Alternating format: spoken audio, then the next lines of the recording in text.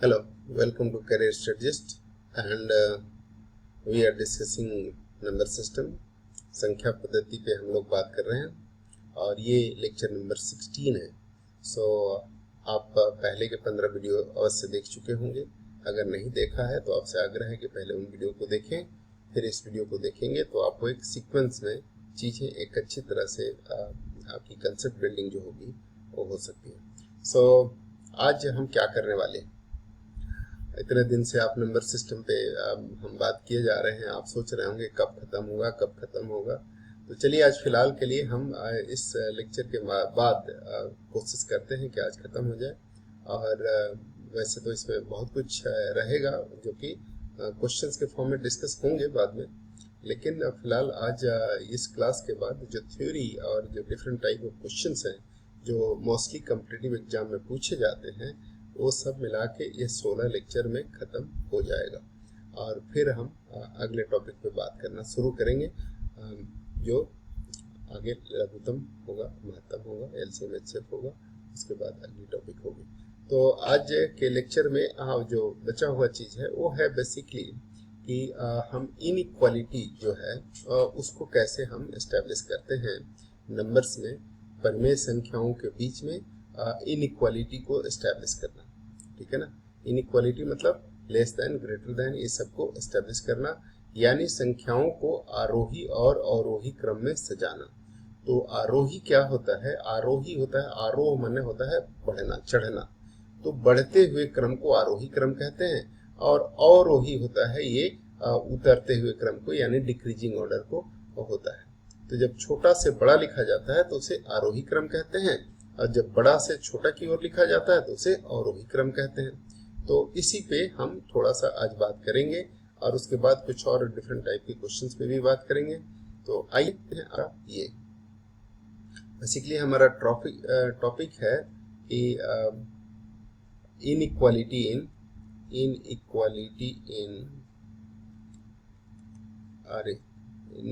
इन rational numbers, परिमेय संख्याओं में असमानता, ये भी कह सकते हैं आप। कहने के लिए क्या है कि परिमेय संख्याओं में असमानता। बाकी नंबर्स में तो होता ही होता है और आप आसानी से बता सकते हैं कि 5 बड़ा है कि 7 बड़ा है, लेकिन परिमेय संख्याओं में कई बार ये थोड़े सा काम मुश्किल होता है, उसको सीखने की हम कोशिश करते हैं। तो जैसे अभी यही आपसे पूछे कि 5/7 और 9/11 में कौन बड़ा है। आपसे पूछा जाए कि 5/7 और 9/11 में, पहले ये डेफिनेशन थोड़े लिखवा दूं। आरोही क्रम एक होता है, आरोही क्रम को कहते हैं अंग्रेजी में इंक्रीजिंग ऑर्डर और एसेंडिंग ऑर्डर। ठीक है। तो ये क्या होता है? ये है नंबर को जब हम छोटे से बड़े की तरफ लिखते हैं, जब संख्याओं की सजावट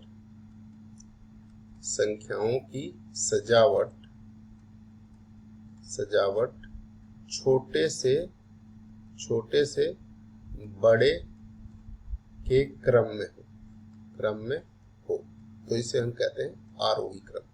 ठीक है। और दूसरा इसका होता है भाई अवरोही क्रम, अवरोही क्रम, इसको कहते हैं डिक्रीजिंग ऑर्डर और इसको कहते हैं डिसेंडिंग ऑर्डर। ठीक है। तो इसको क्या कहते हैं? जब संख्याओं की सजावट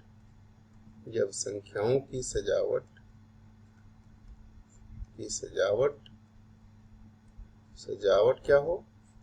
बड़े से छोटे की ओर, बड़े से छोटे के क्रम में हो। तो जब बड़े से छोटे के क्रम में हो तो उसे हम ऐसा कहते हैं। तो साइन इसमें क्या होगा? इसमें होगा इधर इस तरह का साइन, और इसमें जो साइन होगा वो होगा छोटे से बड़े इस तरह का साइन। तो इसको कहते हैं बड़ा है, इस सिंबल को कहते हैं बड़ा है। जिधर चौड़ा है उधर ही बड़ा है, और जिधर नुकीला है उधर छोटा है। तो ये हो गया छोटा है, इस सिंबल को कहते हैं छोटा है। तो ये ग्रेटर देन, वैसे इधर है ग्रेटर देन, इधर है लेस देन, इधर है बड़ा है और इधर है छोटा है। तो जिधर चौड़ा है इसको सिंबल को बेसिकली कहते हैं कि ग्रेटर देन, से बड़ा, इस सिंबल को कहेंगे से बड़ा, ठीक है। और इस सिंबल को कहेंगे से छोटा। अगर ऐसा लिखा है तो ये है से छोटा, ठीक है। तो से बड़ा और से छोटा, इसको कहते हैं ग्रेटर देन, ग्रेटर देन, और इस सिंबल को कहते हैं लेस देन, लेस देन। तो ये एक सिंबल होती है जिसकी बात है। ऐसे ही सिंबल अगर ऐसा लिखा हो तो इसको बोलते हैं से बड़ा या बराबर, से बड़ा या बराबर, ये होता है, ठीक है। यानी ग्रेटर देन और इक्वल टू, ग्रेटर देन और इक्वल टू, इसको कहते हैं ग्रेटर देन और इक्वल टू। इसी तरह से ये कहेंगे से छोटा या बराबर, या बराबर, तो इसको कहते हैं लेस देन और इक्वल टू, और इक्वल टू, ठीक है। ये सिंबल्स होते हैं। तो अब हम जो बेसिक बात करना चाहते हैं, आप सोच रहे होंगे कि ये क्या बता रहे हैं, ये तो हमें पता है।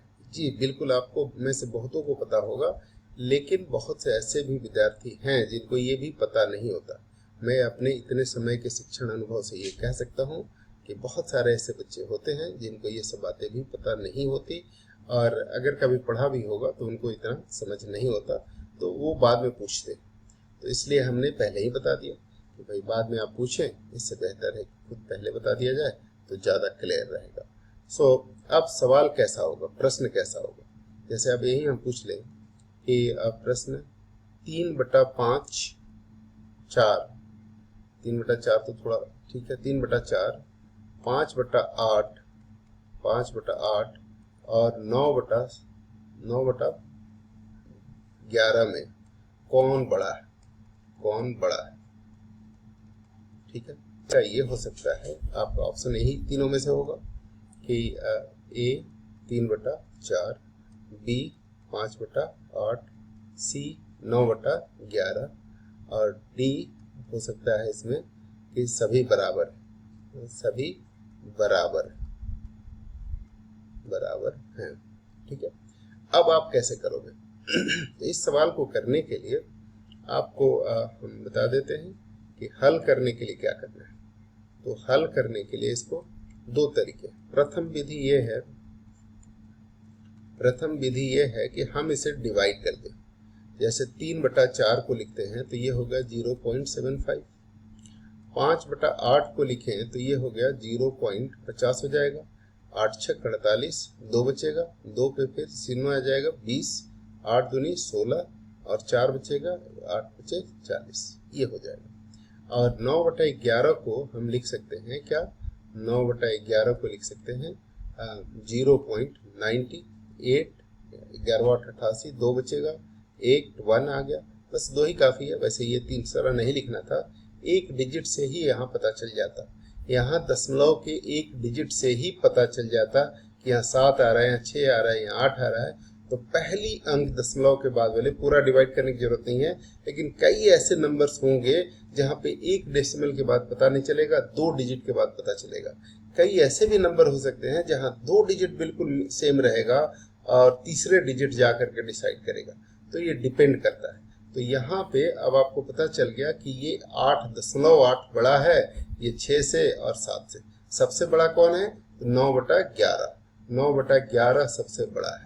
अगर इसी को बड़े से छोटे क्रम में लिखना हो तो हम क्या लिखेंगे, कैसे लिखेंगे? तो 9/11 सबसे बड़ा, उसके बाद कौन बड़ा है? तो 3/4 बड़ा है, उसके बाद कौन बड़ा है? उससे छोटा है 5/8। ये हो गया कौन सा क्रम? इसको कहेंगे बड़े से छोटे यानी अवरोही, अवरोही क्रम में ऐसा लिख दिया हमने, ठीक है। अगर इसी को आरोही क्रम में लिखना हो तो पहले 5/8, फिर 3/4, फिर 9/11 और इसको हम कहेंगे आरोही क्रम, आरोही क्रम, ठीक है। तो इस तरह से आप निकाल सकते हैं। एक ये विधि है प्रथम विधि, जिस विधि की हमने बात की कि डेसिमल रिप्रेजेंटेशन से आपको पता चल जाएगा कि कौन बड़ा है कौन छोटा। ठीक है, ओके। दूसरा तरीका क्या हो सकता है, दूसरा विधि, आइए दूसरी विधि क्या है।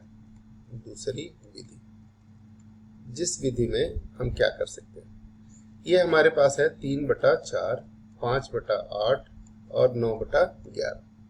हम सबके न्यूमरेटर को बराबर कर सकते हैं या डिनोमिनेटर को बराबर कर सकते हैं। सबके हर को बराबर कर देना। हर को बराबर करने के लिए हर को बराबर करना, हर को बराबर करना, बराबर करने के लिए क्या करना पड़ेगा, करना इस तरीके से।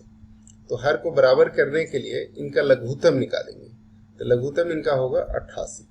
88 करने के लिए नीचे 88 करना है।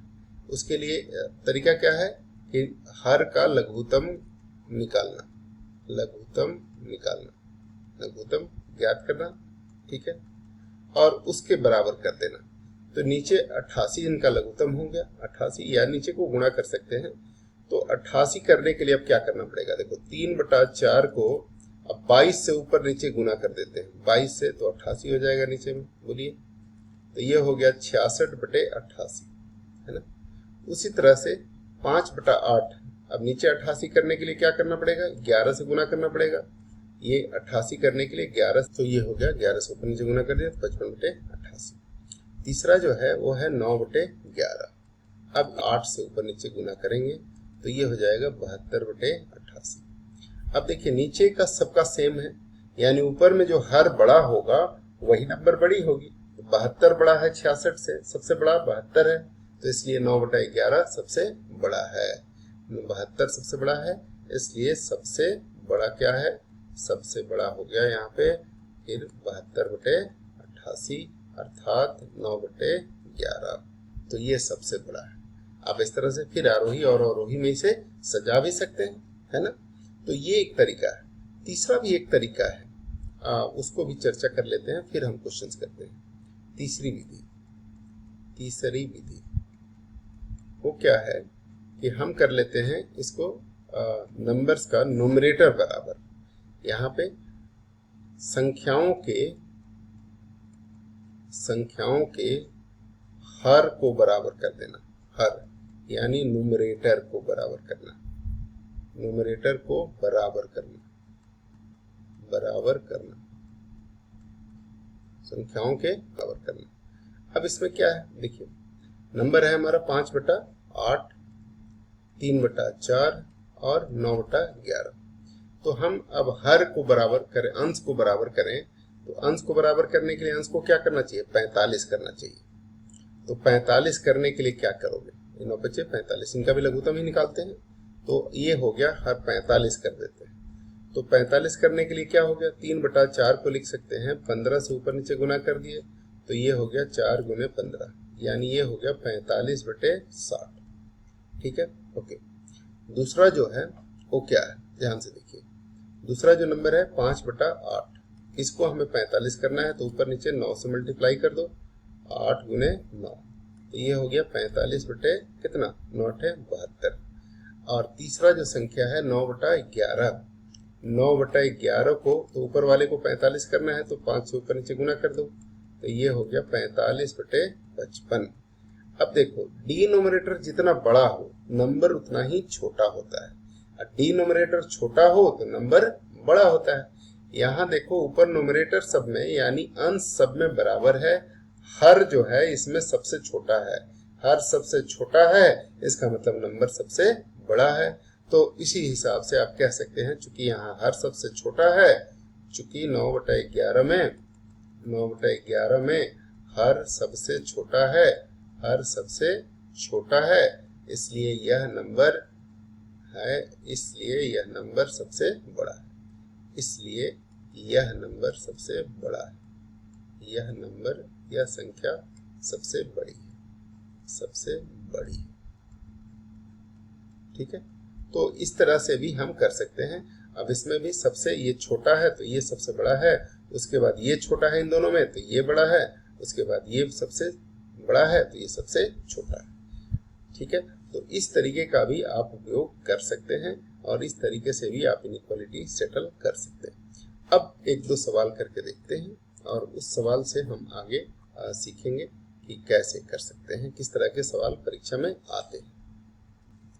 अब प्रश्न ये हो सकता है कि 13 बटा कितना 13/48 और 25/96 और 1/4 को आरोही क्रम में व्यवस्थित करें। आरोही क्रम में लिखें, क्रम में व्यवस्थित करें, व्यवस्थित करें। ठीक है, तो क्या होगा। अब ये जो चीज लिखा है इसमें आप आरोही क्रम में देखिए, हमने तीनों मेथड इसलिए बताया था ताकि जहां पे जो सुविधाजनक लगेगा वो हम इस्तेमाल कर पाएंगे। अब यहाँ पे देखिए 48, 96, 4 ये सब इवन नंबर है, ये एक दूसरे के मल्टीपल हो सकते हैं। तो यहाँ पे डिनोमिनेटर को बराबर करने में बेहतरी है। डिनोमिनेटर कितना कर सकते हैं 96 कर सकते हैं, इनका लघुत्तम होगा 96। 48 दूनी 96, 24 के 96, 96 बड़ी संख्या है तो हम इसको बराबर कर सकते हैं। तो 13 बटा 48 को हम लिख सकते हैं 13 गुने 2 और 48 गुने 2 अर्थात ये हो गया 26 बटे 96। 25 बटा 96 है ही है ऑलरेडी, और 1 बटा 96 को ये 25 बटा 96 है, और 1 बटा 4 को हम क्या लिख सकते हैं 1 बटा 4 को लिख सकते हैं ये 24 से ऊपर नीचे गुना कर देंगे तो ऊपर 24 से नीचे भी 24 से, तो 24 चौके 96, 24 बटे 96। अब बताइए सबसे छोटा कौन है 24 बटा 96, 25 बटा 96, 26 बटा 96, तीन चीजें आ गई है ना। तो सबसे छोटा आरोही क्रम में लिखना है, मतलब सबसे छोटा लिखना है, तो हमें 1 बटा 4 को सबसे पहले लिखना चाहिए। 1 बटा 4 सबसे पहले। आरोही क्रम में क्या होगा, आरोही क्रम में होगा ये, आरोही क्रम में सबसे छोटा 24 बटा 96, 24 बटा 96 का मतलब 1 बटा 4, उससे बड़ा क्या 25 बटा 96, 25 बटा 96, उससे बड़ा क्या तो 13 बटा 48, 13 बटा 48, ये आंसर हो गया। तो इस तरीके से आप इसको लिख सकते हैं। अगर अवरोही क्रम में लिखना होता तो इसका उल्टा लिख देते, है ना। यही सारी चीजें 4 ऑप्शन में दी गई होती है, कभी इसको कहीं इसको कहीं इसको, इस तरह से ऑप्शन में दिया गया होता है और ऑप्शन बनाना कोई बड़ी चीज नहीं। इसी तरह से एक और सवाल ले लेते हैं। 3 बटा 7, 2 बटा 9 और 5 बटा 11 को अवरोही क्रम में लिखें, अवरोही क्रम में लिखें, क्रम में लिखें। तो ऑप्शन लिखा रहता है। अब यहाँ पे देखिए ये जो है डिनोमिनेटर ये बड़ी संख्या है और इनका लघुत्तम लेना मतलब सबको मल्टीप्लाई करना एक काफी लंबा काम हो सकता है। तो हमारी बुद्धिमानी ये कहती है कि हम नोमिनेटर को बराबर कर लें तो ज्यादा सुखी रहेंगे। तो हल करने में नोमिनेटर छोटा है और इससे हम आसानी से कर सकते हैं। तो नोमिनेटर को बराबर करने के लिए क्या करना होगा, ये इनका लघुत्तम 5 दूनी 10, 10 तियां 30, 30 करना है। तो 30 करने के लिए 3 बटा 7 को क्या लिख सकते हैं 10 से गुना कर देंगे तो 10 तियां 30 और 70 हो जाएगा ये। उसी तरह से जो 2 बटा 9 है उसको 30 करने के लिए क्या करना पड़ेगा 15 से गुना करेंगे तो 30, 15 से 9 135। 11 को 30 करना है तो क्या करेंगे 6 से गुना करेंगे, 6 पचे 30 और ये हो गया 6 11 66। अब इसमें जो है अवरोही क्रम में लिखना है, यानी सबसे छोटा लिखना है। तो डिनोमिनेटर जो सबसे बड़ा है वो सबसे छोटा है, तो अर्थात अवरोही क्रम में हो गया अवरोही। अवरोही में सबसे बड़ा लिखते हैं पहले, अवरोही क्रम उतरते हुए। तो डिनोमिनेटर जो सबसे छोटा होगा वो संख्या सबसे बड़ी होगी। ये 66 सबसे छोटा है इसलिए ये संख्या सबसे बड़ी है। उसके बाद 70 यानी 3 बटा 7, उसके बाद 2 बटा 9 ये संख्या सबसे छोटी है क्योंकि इसका जो डिनोमिनेटर है हर है वो सबसे बड़ा है। तो ये संख्या, तो इस तरह से अवरोही क्रम में ये हुआ 5 बटा 11, 3 बटा 7, 2 बटा 9। तो आप समझ गए होंगे और अपने सुविधा के हिसाब से नोमिनेटर को बराबर करना है यानी अंश को बराबर करना है कि हर को बराबर करना है, या आप अपनी सुविधा से निश्चय कर सकते हैं, ठीक है ना। या डेसिमल में करना चाहते हैं तो डेसिमल में कर सकते हैं। डेसिमल रिप्रेजेंटेशन भी एक अच्छा तरीका है ना। तो इस तरीके से आप इन सवालों का जवाब दे सकते हैं। इस पे और ज़्यादा डिस्कस करने की ज़रूरत मैं समझता नहीं हूँ और कुछ नए क्वेश्चंस पे इससे बेहतर है कि बात किया जाए, ठीक है। कुछ नए क्वेश्चंस पे बात करते हैं। पिछले क्लास में हमने आपको जो रिकरिंग वाली नंबर थी, आवर्त वाली नंबर थी, उस पे उसको रैशनल नंबर में यानी परिमेय संख्या में व्यक्त करने का तरीका बताया था। आज उस पे एक दो क्वेश्चन और कर लेते हैं कि उनका एडिशन और सब्ट्रैक्शन कैसे करते हैं। ठीक है, कि उनमें आवर्त वाली संख्याओं का एडिशन और सब्ट्रैक्शन कैसे करते हैं, ये आज एक दो सवाल में सीखते हैं। बट इससे पहले कि वो थोड़ी सी रिवीजन हो जाए, हम आपको वो एक नंबर और दे देते हैं। पहले उस तरह का क्वेश्चन कर लेते हैं, फिर ताकि रिवीजन हो जाए और फिर बात करते हैं। तो 0.123 इस पे बार है को क्यू के रूप में कैसे लिखा जा सकता है। क्यू के रूप में कैसे लिखा जा सकता है, रूप में कैसे लिखा जा सकता है, कैसे लिखा जा सकता है। आपका ऑप्शन है ए 37/333, बी ऑप्शन है 37/300, सी ऑप्शन है 37/333 एंड डी ऑप्शन है आपका 41/333। अब आप कैसे लिखेंगे बताएं। तो पिछले क्लास में ये बात हमने चर्चा किया था और उम्मीद है कि आप उसको याद रखे होंगे।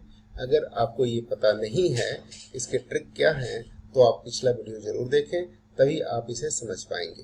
ठीक है ना। तो अगर किसी ने को नहीं पता तो लिखेगा, पिछला वीडियो देखिएगा। तरीका क्या बताया था हमने, शॉर्टकट, जिससे कंसेप्ट भी बताया था, शॉर्टकट बताया था। 0.123 को लिख सकते हैं 123, जिस पे बार नहीं है उसको माइनस करो, जितने डिजिट पे बार है उतने नीचे 9 लिखो, और डेसिमल के बाद जितने पे बार नहीं है उसके बदले 0 लिखो। तो डेसिमल के बाद एक डिजिट पे बार नहीं है तो एक 0 लिख दिया। ये हो गया 122/990। और कर सकता है क्या, तो ये हो जाएगा ये 2 3 सिर्फ 3 पे बार है, यहाँ पे इसमें सिर्फ 3 पे बार है, पूरे पे नहीं, सिर्फ 3 पे बार है। 3 पे बार है तो आपको क्या लिखना चाहिए, 12 माइनस करना चाहिए यहाँ पे, क्योंकि 12 पे बार नहीं है तो 12 भी माइनस करना चाहिए। और 12 माइनस करेंगे तो क्या मिलेगा, यहाँ पे 121 मिल जाएगा, ये 111 मिलेगा, ये है ना। ये हो जाएगा, और नीचे कितना हो जाएगा थोड़ा सा भी देखना होगा। तो देखिए, ये जिस पे बार नहीं है, ये 3 पे बार है, तो जिस पे बार नहीं है उसको माइनस करते हैं, और जितने पे बार है नीचे उतने 9 लिखते हैं। तो 1 पे बार है तो 1 9 लिख दिया, 2 डिजिट पे बार नहीं है तो 2 0 लिख दिया।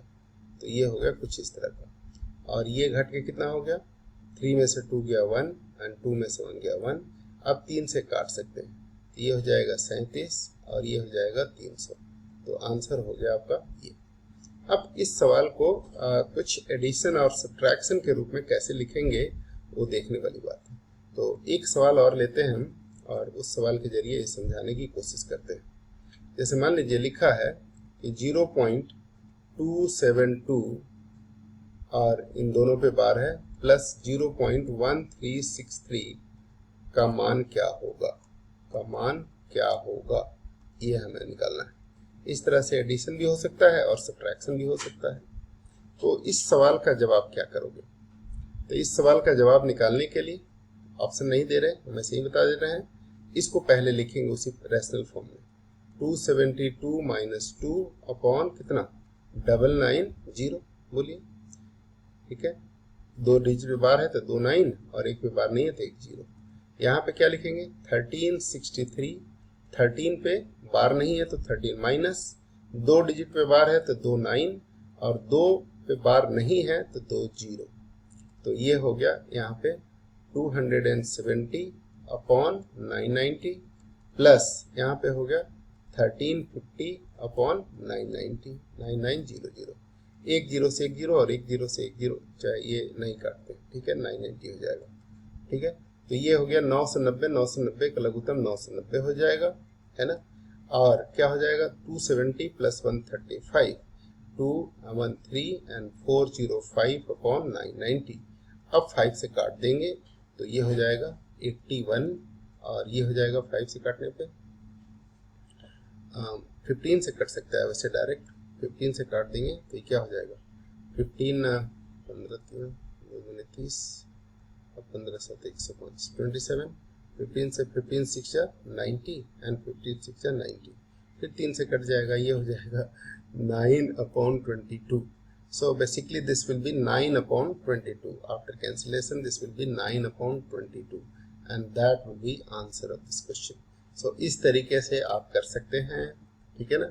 ये आंसर होगा 9/22, ये कैंसिल होकर के। तो आपका एडिशन भी ऐसे ही होगा, सब्ट्रैक्शन भी ऐसे ही होगा, और इस तरह के सवाल करने का यही तरीका है और आप इसे कर सकते हैं। सो उम्मीद है कि आपने नंबर सिस्टम में जो कुछ सीखा अभी तक ये काफ़ी है। और कोई भी कम्पिटिटिव एग्जाम हो, चाहे यूपीएससी का एग्जाम हो, चाहे बीपीएससी का एग्जाम हो, या कोई आरएएस हो, या यूपीपीसीएस हो, एमपीपीसीएस हो, कोई भी स्टेट पीसीएस हो, इवन सीएपीएफ हो, या RBI grade A grade B के जो एग्जाम्स होते हैं, यूजीसी नेट के एग्जाम्स होते हैं, रेलवे के एग्जाम्स होते हैं, एसएससी सीजीएल या एचएससीएल जो भी एग्जाम होते हैं, बैंक पीओ एग्जाम होते हैं, इन सब एग्जाम में इससे ज़्यादा नंबर सिस्टम से क्वेश्चन नहीं पूछे जा सकते। ये एक बाउंड्री है, एक डोमेन है, जिस डोमेन के बाहर क्वेश्चन नहीं आ सकता। हाँ, इस पे प्रैक्टिस करनी पड़ेगी, इस कंसेप्ट सब पे आपको थोड़ी प्रैक्टिस करनी पड़ेगी। थोड़े प्रैक्टिस करेंगे तो कंसेप्ट ये काफ़ी है। प्रैक्टिस आप किसी भी बुक से कर सकते हैं, किसी के मटेरियल से कर सकते हैं, हमें उसमें कोई इतराज नहीं है। और आप हमें लिखेंगे, हमारे यहाँ से लेना चाहेंगे तो भी आपको मिल जाएगा। हमने कई किताबें भी लिख रखी है, जैसा कि आपको पता है। सीसेट की हिंदी और इंग्लिश में किताबें हमने लिखी हुई है, और देश की पहली किताबें मैंने ही लिखी थी। और जो सीसेट पे था 2011 में, जो कंपटीशन विजार्ड से पब्लिश होता था, अब कंपटीशन विजार्ड से पब्लिश शायद नहीं हो रहा है, तो हम अब दोबारा इस किताब को फिर से पब्लिश करने की सोच रहे हैं, और बहुत जल्दी ही पब्लिश करेंगे, जिससे आपको स्टडी मटेरियल और प्रैक्टिस क्वेश्चन मिल सकेगा। तो आने वाले समय में शायद आपको मिले, लेकिन फिलहाल आप इतना इंतज़ार न करें, आप किसी और बुक को ले लें, कोई और मटेरियल ले लें, कहीं से कुछ भी मटेरियल आप ले लें और उस पर प्रैक्टिस करें। कहीं पर कोई दिक्कत आती है किसी क्वेश्चन में तो आप हमें ज़रूर लिखें, हम आपकी मदद ज़रूर करेंगे, ठीक है। फिलहाल इस वीडियो को देखने के लिए आपका बहुत बहुत आभार। और आपने 16 दिन से 16 लेक्चर इस नंबर सिस्टम पे व्यतीत किए हैं, तो इसके लिए पूरा मिल करके एक क्युमुलेटिव आपका हार्दिक अभिनंदन, आपका बहुत बहुत आभार, शुक्रिया। आप खुश मिजाज बने रहें और इसी तरह से इस चैनल को देखते रहें, सब्सक्राइब कर लें, और फिर हम मिलते हैं अगले टॉपिक पे। फिलहाल इतना ही इस नंबर सिस्टम में। अगले दिन हम अगले टॉपिक पे फिर चर्चा शुरू करेंगे, जो एलसीएम एचसीएफ होगा। और तब तक के लिए आप खुश रहें, आनंदित रहें, प्रफुल्लित रहें और खूब मस्त रहें, पढ़ाई करते रहें और अपने मुकाम को भविष्य में हासिल करें, ऐसी मेरी शुभकामना है। जय हिंद, जय भारत।